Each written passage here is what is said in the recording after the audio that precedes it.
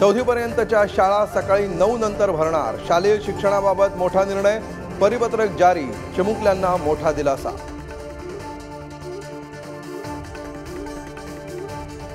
ठाकरेंच्या सेनेचे 3 आमदार शिंदेंच्या संपर्कात। रवींद्र वायकर, सुनील शिंदे, राजन साळवी शिंदेंसोबत जाणार असल्याची चर्चा। मनोज जरांगेंचा भुजबळांवर हल्लाबोल, अध्यादेशाला चॅलेंज केलं तर आम्हाला मंडल आयोगाला चॅलेंज करावं लागेल, तर हिम्मत असेल तर आयोग संपवून दाखवा, भुजबळांचं प्रतिआव्हान। पैसे न दिल्यानंच कदाचित मंत्रिपद दिलं नसेल, मंत्री दीपक केसरकरांचा उद्धव ठाकरेंवर खळबळजनक आरोप, तर मंत्रिपद देताना शिंदेंनी कोणतेही पैसे घेतले नाहीत, केसरकरांचं विधान।